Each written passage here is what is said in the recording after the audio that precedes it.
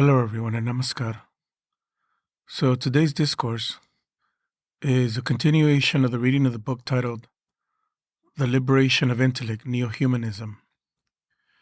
And this is a reading of the fifth discourse titled Living Beings and Their Mentality. The living world is divided into two categories.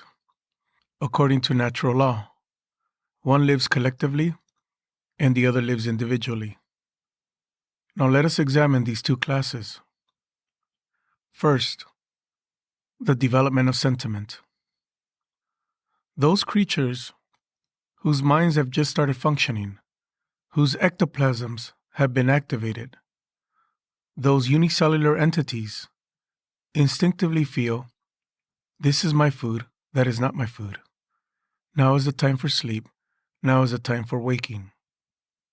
These undeveloped creatures have only this narrow sense of the minimum essentialities of a living structure. This sense is as predominant in multicellular creatures as in unicellular ones.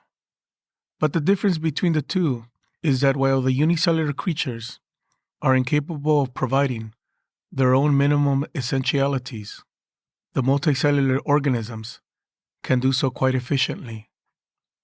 In the case of a multicellular organism, since many cells are functioning collectively, there is greater scope for clash and cohesion. As a result, the lower mind is powdered down and transformed into the subtle mind. And what is the consequence?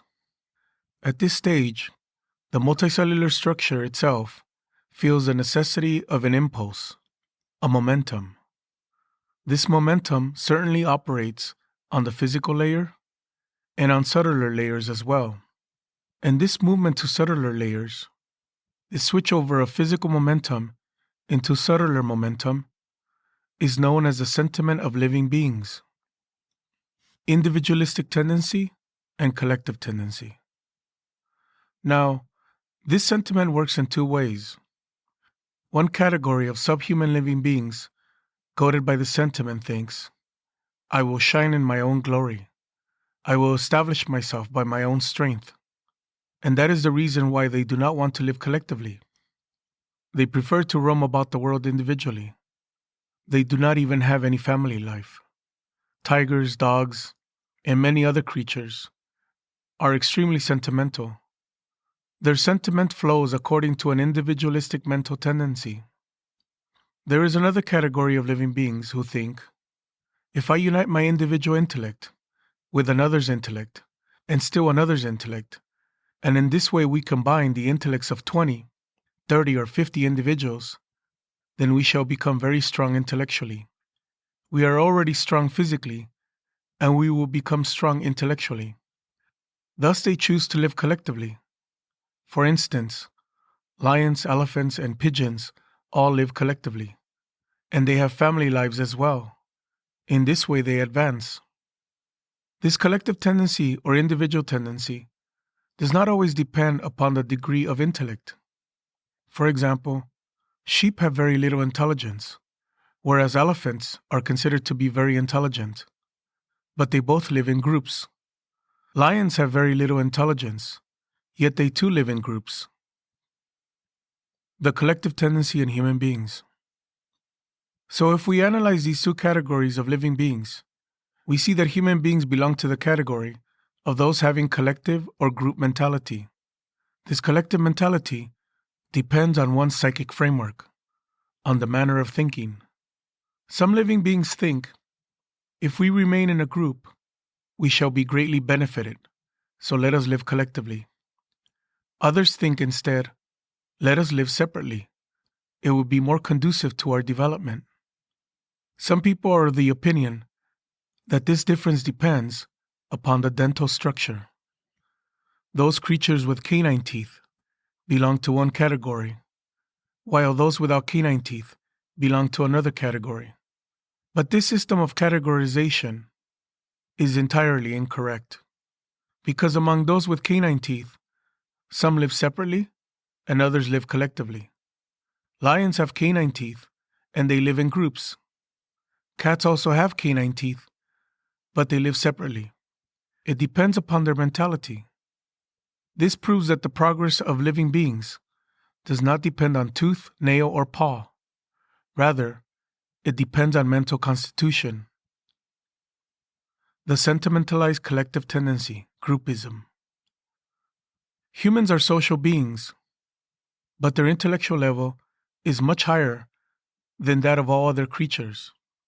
Although they have a greater degree of intellect, they still possess inborn instincts and sentimentality like other creatures.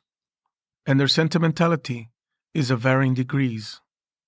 But the greatest human treasure, which animals do not possess, is a logical mind.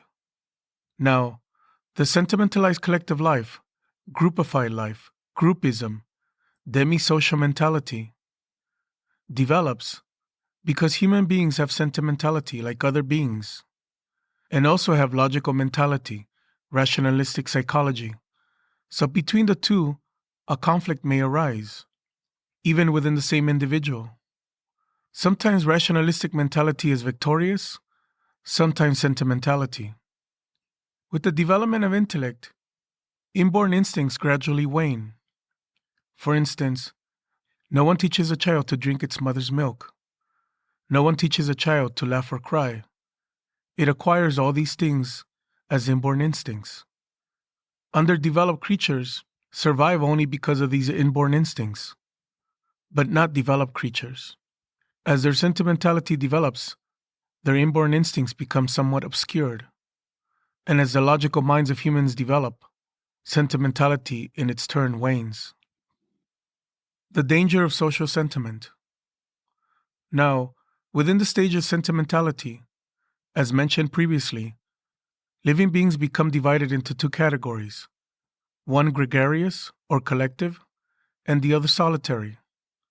The collective tendency of human beings remains intact as long as they are within the scope of sentimentality. But that kind of collectivity, that groupism, that group feeling, that demi-social mentality is goaded by sentimentality. But when logic develops, the scope of sentimentality wanes and contracts. Wherever groupism exists, sentimentality also exists. When logic starts to operate, then people realize to their dismay, we gave such undue importance to such and such religious leader. Now we realize it was all merely priestcraft and gurudom. He didn't contribute to the welfare of the people in the least. We gave him so much respect, but alas, now we discovered that he introduced 700 castes into the society and divided it into innumerable groups, thereby bringing about society's ruin. We wrongly thought that personality to be great, but now we find that he did enormous harm to the society by propagating National Socialism. At this point, people begin to analyze in this way. Previously, they could not analyze anything logically because their sentimentality confined them to groupism. But the moment logic developed, sentimentality decreased, and simultaneously groupism was adversely affected. Rationality says, no, that is not the correct path. Since all living beings of this world have originated from the same source and will merge into the same goal, into the same desideratum, they all have equal right to survive and fulfill their needs. Sabai Amra, Saman Buji, Shita Tap, Shuda, Trishnar Jabala, Kachi, Kanchaguli, Danto, Karetuli, Vanchivar Tare, Saman Yuji. We all equally feel cold and heat. We all feel the pangs of hunger and thirst. To raise tender plants into mighty trees, we struggle equally hard. A collective tendency, a tendency to live in groups, that is based on sentiment, is called social sentiment. Social sentiment is 1,000,000 times more harmful than geosentiment, because social sentiment leads people much further from proper thinking than does geosentiment.